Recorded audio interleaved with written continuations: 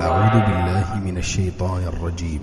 وإذ قال إبراهيم رب اجعل هذا البلد آمنا واجنبني وبني أن نعبد الأصنام رب إنهن أضللن كثيرا من الناس فمن تبعني فإنه مني ومن عصاني فإنك غفور رحيم ربنا إني اچھا لگائیے، لگا دیجیے. ہاں ایکو ہوتا ہے شاید تھوڑا.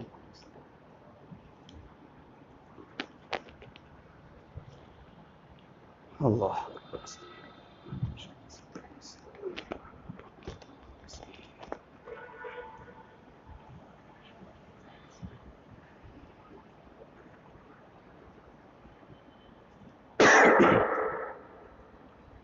بسم الله الرحمن الرحيم.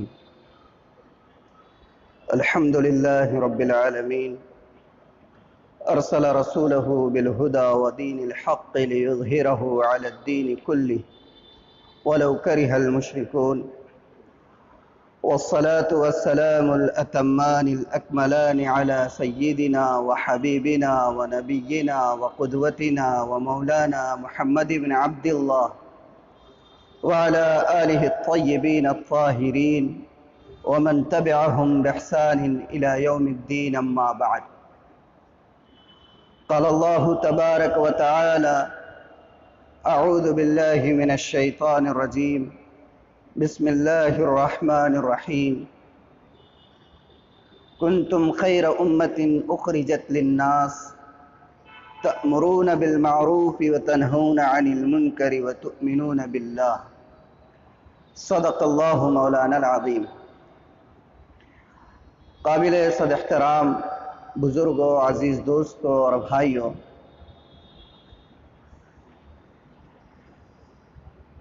الحمدللہ اس معصوم سے بچے نے اس محفل کو بہت ہی روح پرور بنا دیا ہے. اللہ نظر بد سے بچائے اور اپنے کلام پاک کو بالکل ازبر اس کے سینے میں محفوظ فرمائے.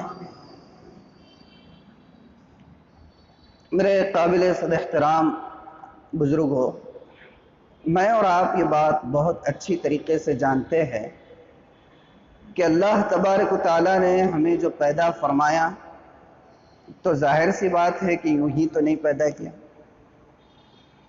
ہمیں اس دنیا میں پیدا فرمایا اپنی عبادت کے لیے، اور عبادت کا طریقہ کیسا ہو، کس طریقے سے ہم وہ اعمال کریں کہ جس کے ذریعے سے وہ رب راضی ہو، اس کو بتانے کے لیے اللہ تعالیٰ نے اس دنیا میں انبیاء کرام علیہم السلام کے زرین سلسلے کو مبعوث فرمایا.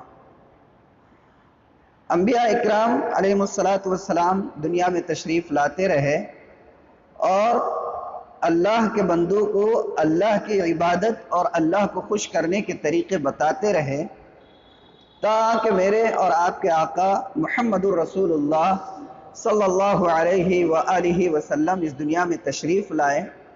اور اللہ نے آپ کو جو مبعوث فرمایا تو خاتم النبیین بنا کر مبعوث فرمایا. اب آپ کے بعد کوئی نبی آنے والا نہیں. آپ پر جو کتاب مقدس نازل کی گئی وہ کتاب بھی ایسی کتاب ہے جس کتاب نے اپنے نزول کے بعد اگلی ساری کتابوں کو منسوخ کر دیا. وہ کتاب اللہ نے اپنے نبی کے ذریعے سے ہمیں دیا جس کتاب نے آنے کے بعد دنیا کے پہلے تمام شریعتوں کو، تمام طریقے زندگی کو، تمام طریقے کے جتنے جو ہیں زندگی گزارنے کے دستور تھے، ان تمام دستوروں کو، ان تمام طریقوں کو، ان تمام شریعتوں کو اس کتاب نے منسوخ کر دی. اور نبی بھی نبی آخر الزمان، آپ کے بعد نبی بھی کوئی آنے والا نہیں. اور جو کام اللہ نے اپنے نبی کو دیا، میں اور آپ جانتے ہیں کہ میرے اور آپ کے آقا محمد الرسول اللہ صلی اللہ علیہ وآلہ وسلم نے اس کام کو بہت اچھی طریقے سے انجام دیا. آپ نے اس پیغام کو پہنچایا، امت کے ساتھ آپ نے پوری خیر خواہی کا معاملہ فرمایا. ذرہ برابر آپ نے اپنے اس مشن کے اندر اور آپ کو جو کام تفویض کیا گیا تھا جو کام آپ کے سپرد کیا گیا تھا امت تک اللہ کے پیغام کو پہنچانے کا، آپ نے اس کو برابر پہنچایا۔ اور حیرت ہوتی ہے، قرآن میں اللہ تعالیٰ نے جو اسلوب اپنے نبی کے ساتھ استعمال کیا ہے، وہ سن کر اگر ترجمہ اس کا آپ کو ازبر ہو جائے، ذہن میں آ جائے کہ اللہ کیا کہہ رہا ہے، تو حیرت ہوتی ہے کہ میرے اور آپ کے آقا نے اپنے کام کو تو پوری دیانتداری کے ساتھ ادا کیا، لیکن اللہ اس نے دیانتداری کے ساتھ کرنے کے باوجود رسول سے بھی کیا کہہ رہے ہیں؟ یا ایھا الرسول بلغ ما انزل الیک من ربک، کہ اے پیغمبر جو کام ہم نے آپ کے سپرد کیا ہے، جو ذمہ داری ہم نے آپ کے ذمہ دی ہے، اور جس کام کو انسانیت تک پہنچانے کے لیے ہم نے آپ کو مبعوث کیا ہے، اگر آپ نے اس کام کو نہیں کیا فَإِن لَمْ تَفْعَلْ فَمَا بَلَّغْتَ رِسَالَتَ، اللہ کہہ رہے ہیں کہ اگر آپ نے ادا نہیں کیا، اور تصور ہو سکتا ہے کہ نبی کریم اپنے کام سے پہلو تہی کریں گے؟ نہیں ہو سکتا ہے۔ ہم اگر یہ تصور بھی کر لیں کہ اللہ کے رسول نے اپنے کام کے اندر کچھ تھوڑی سی بھی جو ہے کوتاہی کا معاملہ کیا، تو یہ تصور بھی ہمارے لیے ایمان سے باہر جانے کے لیے کافی ہے۔ لیکن اللہ کا اسلوب کیسا ہے کہ اگر آپ نے اس کام کو نہیں کیا، تم یوں سمجھ لیجئے کہ آپ نے اس کام کا حق ادا ہی نہیں کیا۔ لیکن آپ جانتے ہیں میرے اور آپ کے آقا نے اس کام کو بہت اچھے طریقے سے انجام دیا۔ نبوت کا 23 سالہ عرصہ آپ کو ملا ہے۔ نبوت سے سرفراز کیے جانے کے بعد اللہ کے رسول صلی اللہ علیہ وآلہ وسلم کو 23 سال کا عرصہ ملا ہے۔ مکی زندگی آپ کی 13 سال کی رہی ہے، اور مکہ سے ہجرت فرمانے کے بعد فتح مکہ تک 8 سال کا دور رہا ہے۔ 8 سال کے بعد فتح مکہ ہوا، اور اس کے اگلے سال اللہ کے رسول صلی اللہ علیہ وآلہ وسلم نے وہ حج فرمایا جس کو حجۃ الوداع کہا جاتا ہے، جس میں آپ نے اس وقت تک جتنے اہل ایمان تھے ان تمام کے سامنے اپنے پیغام کو پہنچایا بھی، اور اس کے بعد اس وقت جتنے اہل ایمان موجود تھے صحابہ کرام، حجۃ الوداع کے موقع پر اللہ کے رسول نے ان سے فرمایا، کیا فرمایا؟ الا فلیبلغ الشاہد الغائب۔ یہ اللہ کے رسول کے الفاظ حجۃ الوداع میں صحابہ کرام سے، کہ خبردار یہ بات اچھی طرح سے ذہن نشین کر لے، یہاں پر جتنے موجود ہیں کہ جو پیغام میں نے پہنچایا ہے، پہلے اللہ کے رسول نے گواہی لی کہ میں نے اپنے کام کو، اپنے پیغام کو، جو ذمہ داری مجھے دی گئی تھی اس ذمہ داری کو، اور جو مشن مجھے دیا گیا تھا اس مشن کو میں نے پورا پہنچایا یا نہیں پہنچایا؟ صحابہ نے بیک زبان کہا کہ آپ نے پہنچا دیا، تو آپ نے اللہ سے کہا کہ اللہ آپ گواہ رہنا، اور اس کے بعد آپ نے صحابہ کرام سے کہا تھا کہ الا فلیبلغ الشاہد الغائب، کہ سن لو یہاں پر جتنے حاضر ہیں اس پیغام کو، جس پیغام کو میں نے آپ لوگوں تک پہنچایا ہے، اور اس مشن کو، جس مشن کو میں نے تم لوگوں تک پہنچایا ہے، اس مشن کو تم میں سے ہر ایک کا کام یہ ہے کہ کل آنے والی قیامت تک کی جتنی انسانیت ہے اس مشن کو پہنچانے کا کام اب اس امت کو کرنا ہے۔ کرنا ہے یا نہیں کرنا؟ آپ جانتے ہیں کہ میرے اور آپ کے آقا محمد الرسول اللہ صلی اللہ علیہ وآلہ وسلم نے اپنے کام کا آغاز کن بنیادوں پر کیا تھا؟ ہمیں ان بنیادوں پر کام کا آغاز کرنا۔ کن بنیادوں پر اللہ کے رسول صلی اللہ علیہ وآلہ وسلم نے اپنے کام کا آغاز فرمایا؟ 2 بنیادوں پر آپ نے اپنے کام کا آغاز فرمایا تھا۔ سب سے پہلی بنیاد، پہلا کام جس کی بنیاد پر آپ نے اپنے کام کا آغاز کیا، وہ اللہ کی توحید کی طرف دعوت دینا، اور دوسرا جس کی طرف آپ لوگوں کو دعوت دیا کرتے تھے وہ آخرت کی تیاری کی فکر دلایا کرتے تھے۔ آپ جانتے ہیں، بارہا آپ نے سنا ہوگا، ہر مہینہ یہاں پر مجلسیں ہوتی ہے الحمدللہ، سنا ہوگا آپ نے کہ نبوت سے سرفراز کیے جانے کے بعد میرے اور آپ کے آقا نے اہل مکہ کو آواز دی کہ صفا پہاڑی کی چوٹی پر چڑھ کر، اور آواز دے کر کیا کہا تھا کہ میری بات کی تصدیق کرو گے اگر میں کچھ کہوں گا؟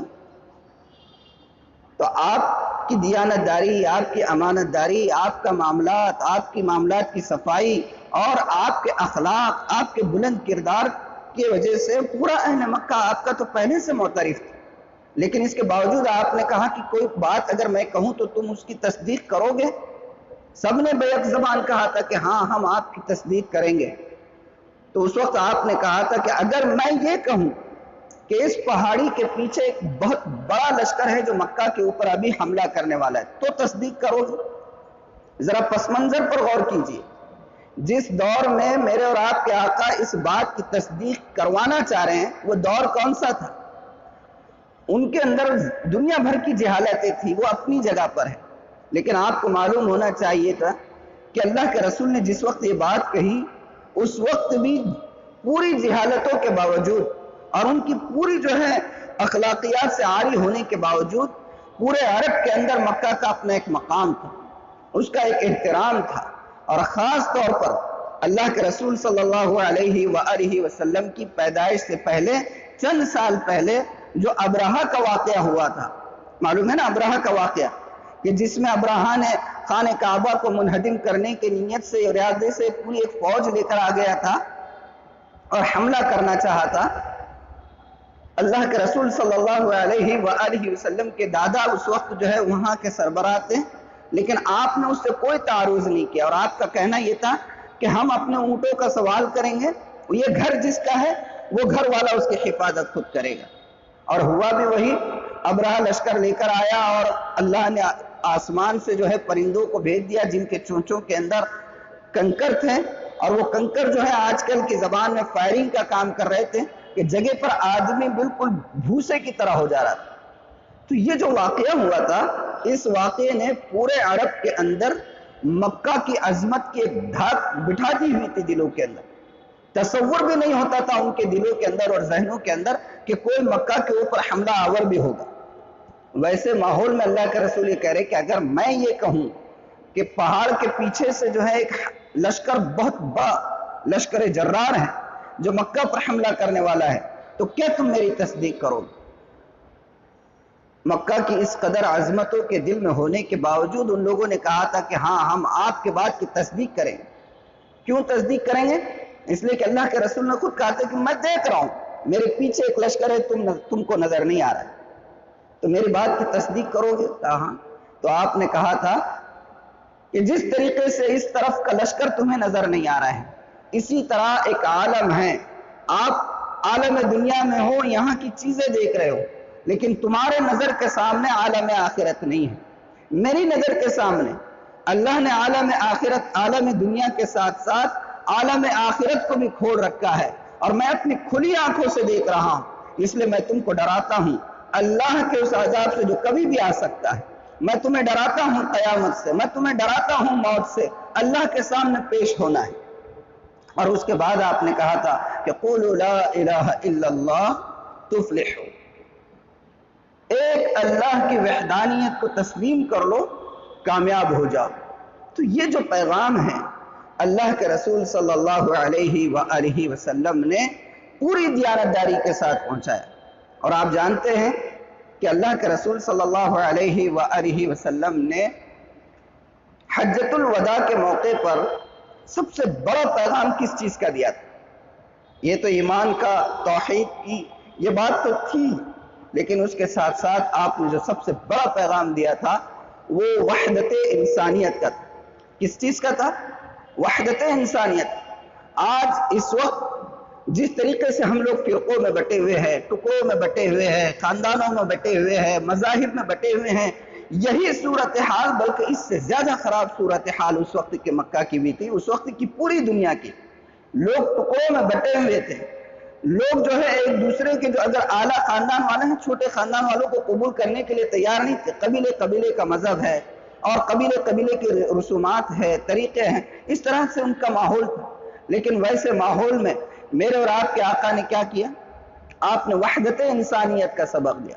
کہا کہ الا ان ربکم واحد، خبردار تمہارا رب بھی ایک ہے، وان اباکم واحد، اور تمہارا باپ بھی ایک. سب آدم کے اولاد ہے، کسی کو کسی کے اوپر کوئی فضیلت نہیں، کسی کو کسی پر کوئی بڑائی کی بات نہیں ہے. ہاں اگر کسی کو فضیلت حاصل ہو سکتی ہے اور بڑائی حاصل ہو سکتی ہے تو وہ کس چیز سے ہوگی؟ خاندانوں کی وجہ سے نہیں، نسبتوں کی وجہ سے نہیں، اور دنیا داری کی وجہ سے نہیں، دولت کی وجہ سے نہیں. اگر بڑائی کسی کو ہو سکتی ہے تو تقوی کی وجہ سے. یہ تعلیم آپ نے دی تھی.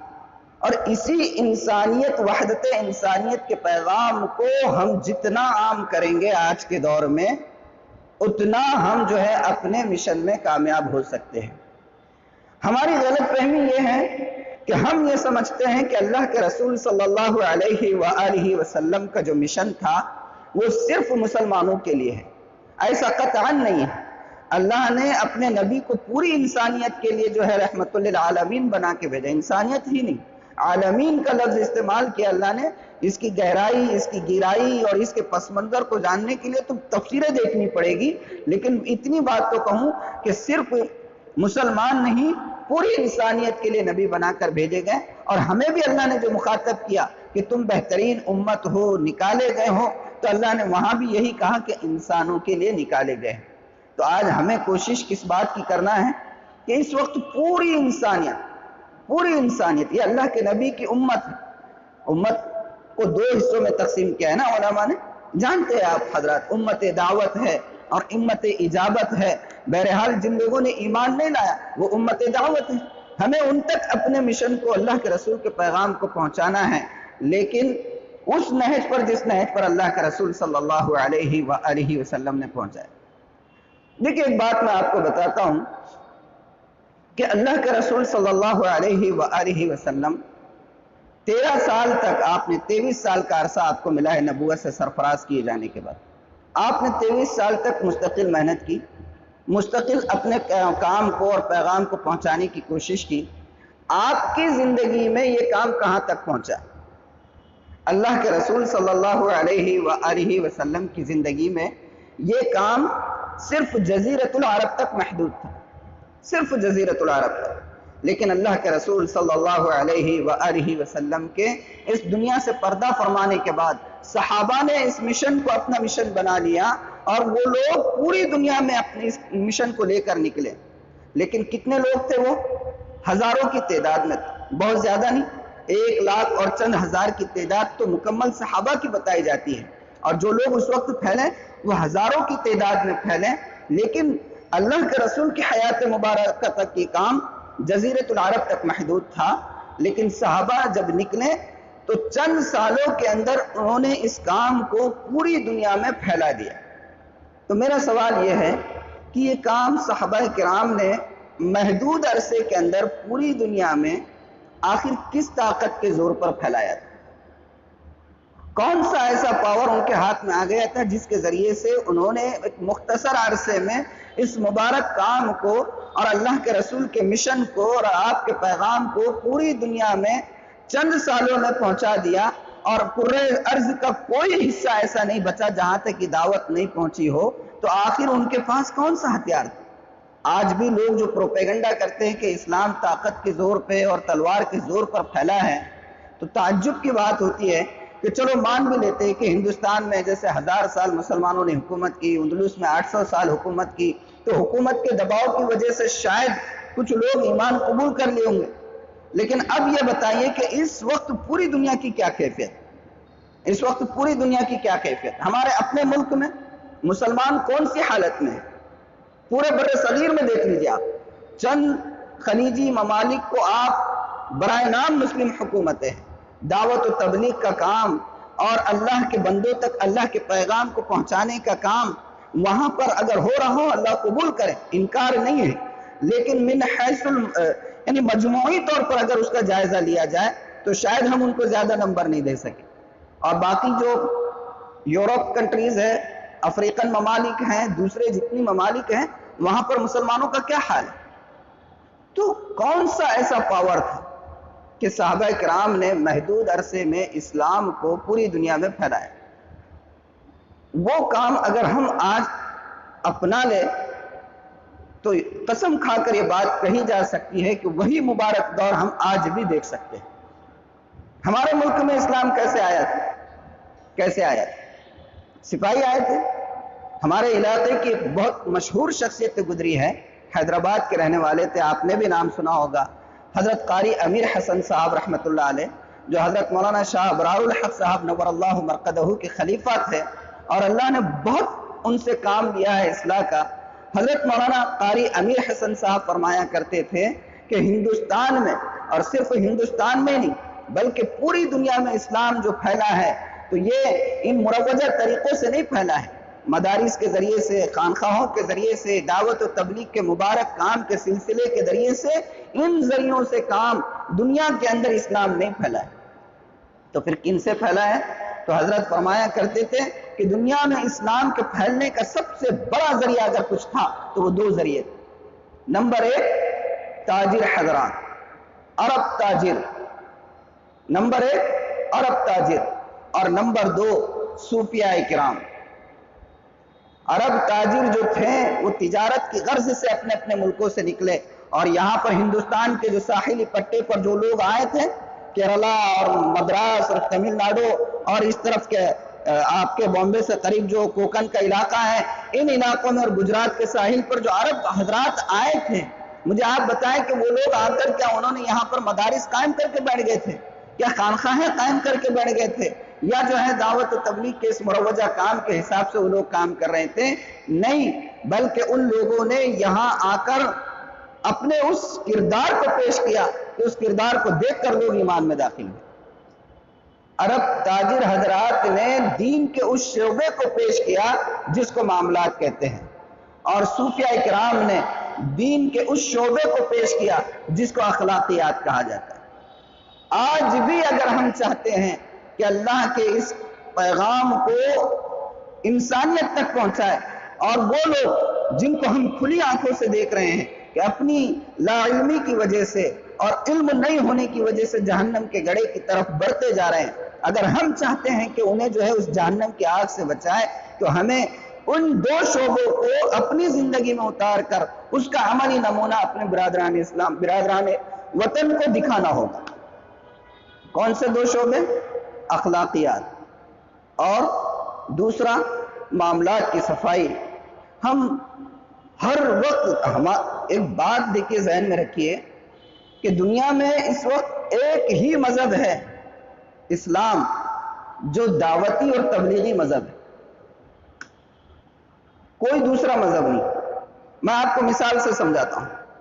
ہمارے پاس اسلام کی اشاعت کے لیے، اسلام کی تبلیغ کے لیے، اور اللہ کے ان بندوں کو جو ہے جہنم کی آگ سے بچانے کے لیے جو لا علمی کی وجہ سے اس طرف جا رہے ہیں، جتنی محنتیں ہوتی ہے، یہ تنظیم جو کام کر رہی ہے، دعوت و تبلیغ کا جو دوسرا سلسلہ ہے، خانقاہوں کا ایک مستقل نظام ہے، مدارس کا ایک جال بچا ہوا ہے، اور مختلف تنظیمیں کام کر رہی ہے، لیکن مجھے آپ بتائیے، کبھی آپ کی عمر 50 سال ہے، 60 سال ہے، 70 سال ہے، 10 سال ہے، 20 سال ہے، کبھی آپ نے سنا کہ کوئی یہودی مذہب والے کبھی اپنے مذہب کا پرچار کرتے ہوئے آپ کو نظر آئے؟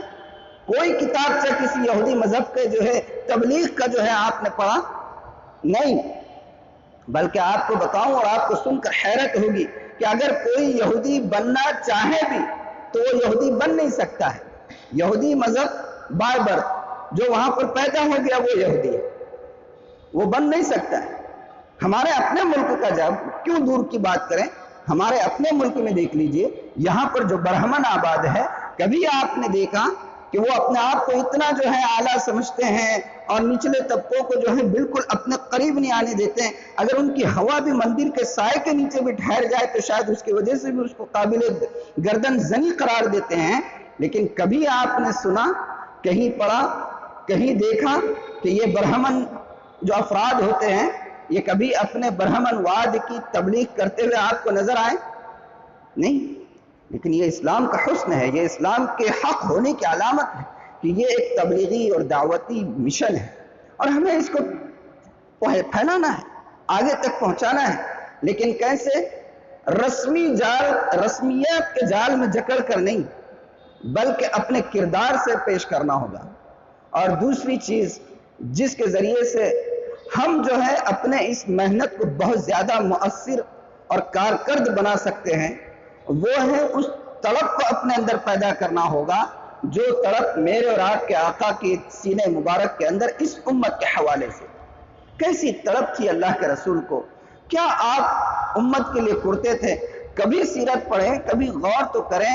ہم لوگ، میں معاف کیجئے گا، مجھے بڑی جسارت کے ساتھ کہہ رہا ہوں کہ صرف یہ تنظیم نہیں، یہ صرف یہ جماعت نہیں، کوئی دعوت و تبلیغ کی جماعت نہیں، کوئی جماعت اسلامی نہیں، مجموعی طور پر مسلمانوں کا یہ حال ہے کہ جو جس تنظیم سے وابستہ ہے، جو جس جماعت سے وابستہ ہے، جو جس میدان میں کام کر رہا ہے، جو جس فیلڈ میں کام کر رہا ہے، وہ اپنے اسی کے بنے بنائے اصولوں کے تحت جکڑا ہوا ہے۔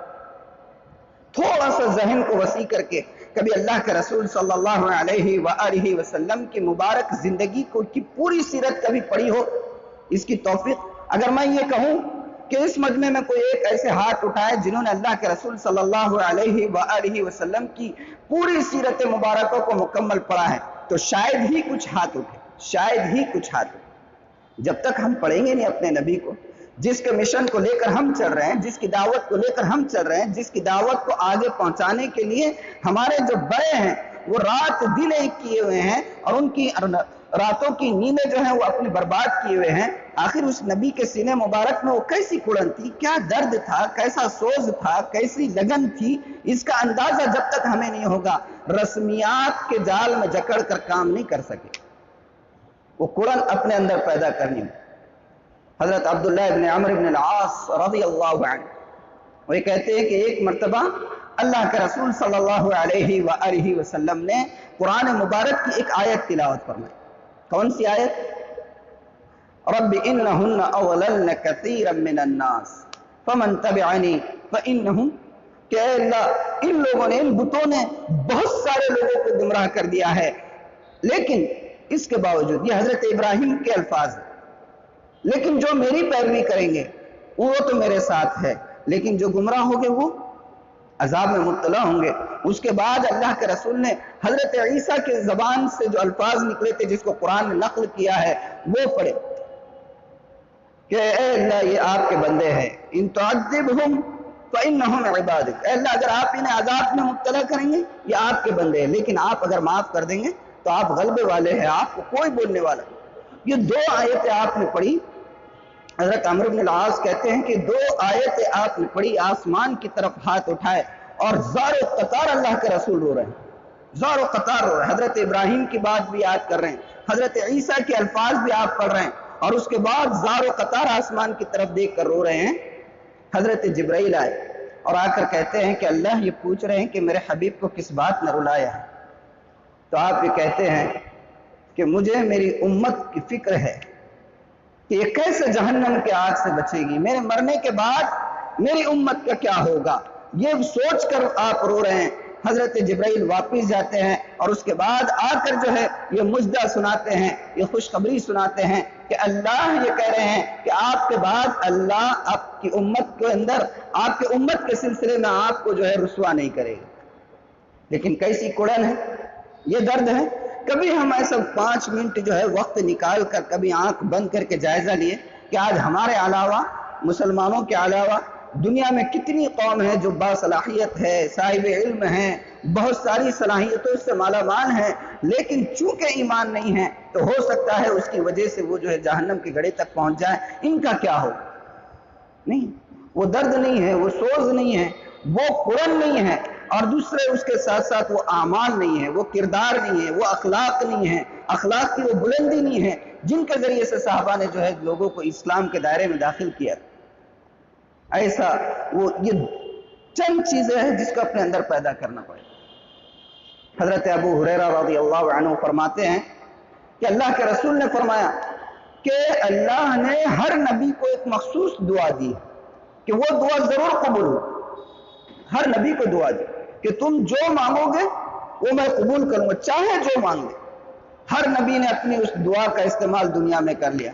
حضرت ابو ہریرہ کہتے ہیں کہ اللہ کے رسول نے فرمایا کہ ابا ہریرہ میں نے اس دعا کو ابھی استعمال نہیں کیا، میں اپنے اس حق کو کل قیامت کے دن اپنی امت کے لیے استعمال کروں۔ ہے ہمارے اندر یہ قرآن؟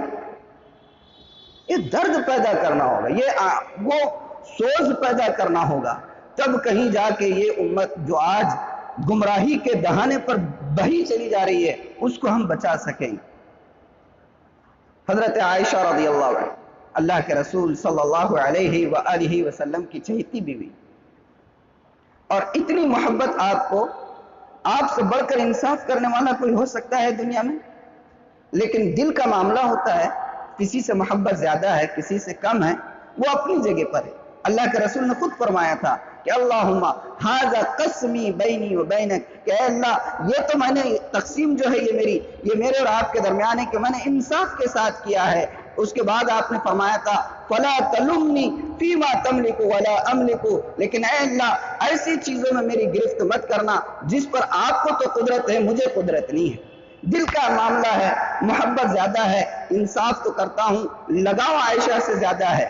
ایسا مقام حضرت عائشہ کا کہ اللہ کے رسول صلی اللہ علیہ وآلہ وسلم جن کے سینے مبارک پر سر رکھے رکھے اس دنیا سے جو ہے پردہ فرما گئے، جن کے حجرے میں آج بھی آپ آرام فرما رہے ہیں، اللہ کے رسول کے علاوہ حضرت ابوبکر اور حضرت عمر جن کے حجرے میں آرام فرما رہے ہیں، وہ حضرت عائشہ کہتی ہے اللہ کے رسول سے، کیا کہتی ہیں؟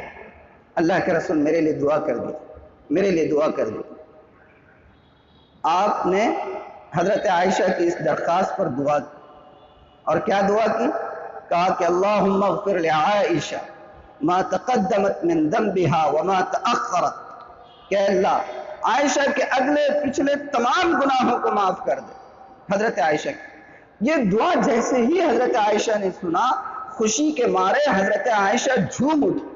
حدیث کے الفاظ ہیں کہ حتی سقطت رأسها فی حجرها، کہ اتنا جھوم گئی حضرت عائشہ کہ حضرت عائشہ کا سر اپنے جو ہے زانوں سے، اپنے گھٹنوں سے لگ گیا خوشی کے مارے۔ تو اللہ کے رسول نے فرمایا عائشہ ایسرکی دعائی، کہ عائشہ میری دعا کی وجہ سے اتنی خوشی ہو رہی ہے؟ تو حضرت عائشہ نے فرمایا وما لی لا اسر بدعائک یا رسول اللہ، کہ اللہ کے رسول آپ کی دعا سے مجھے خوشی کیوں نہیں ہوگی کہ آپ نے اتنی بڑی دعا مانگ دی کہ اللہ عائشہ کے اگلے اور پچھلے سارے گناہ معاف فرما۔ تو آپ نے فرمایا عائشہ جس دعا کو سن کر تم اتنا خوشی سے جھوم رہی ہو، کان کھول کر سنو کہ یہ وہ دعا ہے کہ میں ہر نماز کے بعد اپنی امت کے ہر امتی کے لیے مانگتا ہوں۔ یہ درد ہونا، یہ کڑن، یہ لگن، یہ سوز اور یہ درد جب پیدا کریں گے، اور اس کے ساتھ ساتھ میں دو باتیں مجھے خاص طور پر میں نے یہ سوچا تھا کہ آپ کی خدمت میں پیش کروں گا۔ ایک، ہمیں اپنے اعمال کو درست کرنا ہے۔ دیکھیے دعوت کا طریقہ ہم جو سمجھتے ہیں کہ ایک مروجہ طریقے پر کام کرے تو وہ دعوت ہے، ہم گشت کر لے تو ہی دعوت ہے، ہم کسی سے جا کر مل لے تو ہی دعوت ہے، ہم کسی کے سامنے بات پیش کر دے تو ہی دعوت ہے۔ نہیں، یہ دعوت ہے، لیکن یہی ایک دعوت کا طریقہ نہیں ہے۔ آپ کاروباری آدمی ہیں، آپ تجارت کرتے ہیں، آپ دکان پر بیٹھے ہوئے ہیں، آپ اپنی دکان کے اندر، اپنی تجارت کے اندر اپنے معاملات کی صفائی ایسے پیش کرتے ہیں اور اس طرح صفائی سے آپ کام کرتے ہیں کہ غیر مسلم آپ کے کام کو دیکھ کر متاثر ہوتا ہے۔ قسم کھا کر یہ بات کہی جا سکتی ہے کہ ان مروجہ طریقوں سے کئی گنا زیادہ بہتر دعوت کا یہ طریقہ ہے، اور آج ہم اس میں فیل ہیں، آج اس میں ہم بہت بری طرح سے فیل ہیں۔ میں کسی غیر کی بات مت لیجیے، ہم لوگ جو کچھ سوجھ بوجھ والے ہوتے ہیں، جو ظاہری طور پر دیندار ہیں، ظاہری طور پر جو ہیں کسی کام سے لگے ہوئے ہیں، وہ بھی اپنی نجی محفلوں میں یہ کہتے ہیں یا نہیں کہتے ہیں کہ بھئی یار مسلمانوں سے کوئی معاملات کرنا، لین دین کرنا وہ نقصان ہی رہتا، ان سے اچھا تو غیروں کے پاس جا کے خرید۔ کئی مرتبہ ہماری زبانوں سے بھی نکلتا ہے۔ اگر اس جملے کی وجہ سے آپ یقین مانیے کہ ان معاملات کی وجہ سے کل حشر کے میدان میں اللہ کے رسول کھڑے ہو، اور یہ معاملات جس خیانت کی وجہ سے لوگ ہم سے دور بھاگ رہے ہیں، ہماری وہ بدزبانی جس کی وجہ سے لوگ ہم سے دور بھاگ رہے ہیں، ہمارے وہ معاملات، ٹرانزیکشن، جھوٹ، غیبتیں، اگر جن کی وجہ سے لوگ دور بھاگ رہے ہیں، کل حشر کے میدان میں اللہ کے رسول کے سامنے یہ دفتر کھل جائے اور آپ ہمیں دیکھ رہے ہوں تو غور کریں کیا کیفیت ہو، ہماری اپنی نہیں، ہمارے آقا کی کیا دل پر آپ کے گزرے گی کہ میں جس مشن کو لے کر میں نے اپنی پوری زندگی جو ہے گنوا دی، پوری زندگی میں نے پوری کر دی، اور آپ کے صحابہ نے اپنی پوری زندگیاں کھپا دی، اور میرے امتیوں نے اپنے اعمال سے اس مشن کو فیل کیا۔ تو ضرورت کس بات کی ہے کہ اللہ کے رسول صلی اللہ علیہ وآلہ وسلم نے جس مشن کو جس نہج پر اور جس طریقے پر امت کے سامنے پیش کیا تھا، ہمیں کوشش یہ کرنا ہے کہ اسی نہج پر، اسی طریقے پر اور اسی درد، سوز اور قرن کے ساتھ تنہائی میں کبھی اٹھ کر دعا بھی کر، یہ تو معمول ہی نہیں ہمارا کہ کسی کے لیے میں آپ کو بتاؤں کہ اگر ایک مسلمان اپنے کسی دوسرے بھائی کے لیے دعا کرتا ہے تو دوسرے کے لیے جب دعا قبول ہوتی ہے، دوسرے کے حق میں دعا قبول ہونے سے پہلے اس شخص کے حق میں دعا قبول ہو. یہ اللہ کے رسول کے الفاظ ہے. کس کے الفاظ؟ میرے اور آپ کے الفاظ نہیں ہیں، نبی کے الفاظ ہے کہ اگر کسی کے لیے دعا کر رہے ہیں تو اس سے پہلے ہمارے لیے دعا قبول ہو. غزوہ احد کا واقعہ آپ کے ذہن میں ہوگا کہ شروع میں فتح کے آثار تھے، کچھ غیر اصولی کام کی وجہ سے پاسا بالکل بدل گیا، اور ایک وقت ایسا آیا کہ عتبہ بن ابی وقاص نے دور سے اللہ کے رسول صلی اللہ علیہ وآلہ وسلم کو پتھر پھینک کر مارا. وہ پتھر اللہ کے رسول صلی اللہ علیہ وآلہ وسلم کے دندان مبارک کو آ کر لگا، اور آپ جہاں پر تھے پیچھے گڑا تھا، آپ سیدھے پیچھے گر گئے. پیچھے گرنے کی وجہ سے وہاں ایک پتھر تھا جو آپ کے یہاں گردن مبارک میں لگا اور آپ لگتے ہی بے ہوش ہو گئے.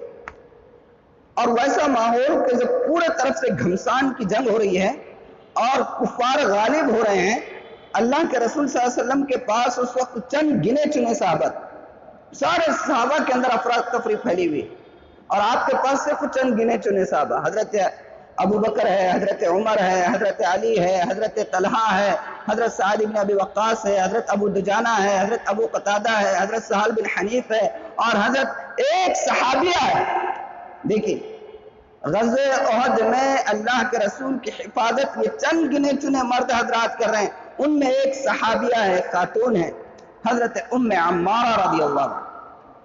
یہ بالکل سپر انداز ہو گئی اللہ کے رسول کے سامنے.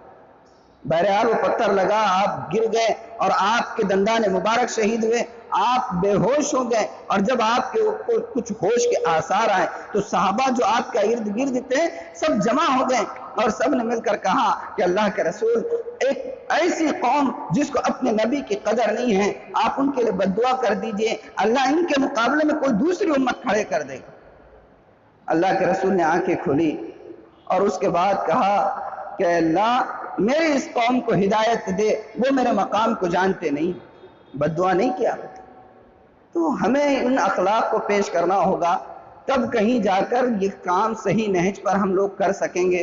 باتیں بہت ساری ہمیشہ ہوتی رہتی ہے، چند باتیں، لیکن اگر نیت اس بات کی ہو کہ ہمیں عمل کرنا ہے وہ زیادہ مفید ہوتی ہے.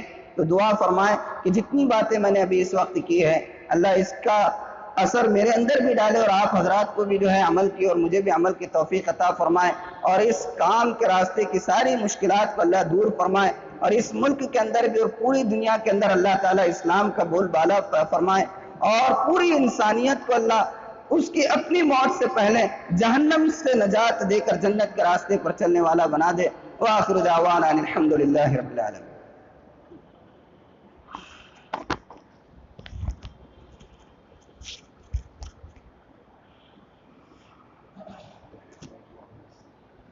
جزاک اللہ خیر کثیر. الحمدللہ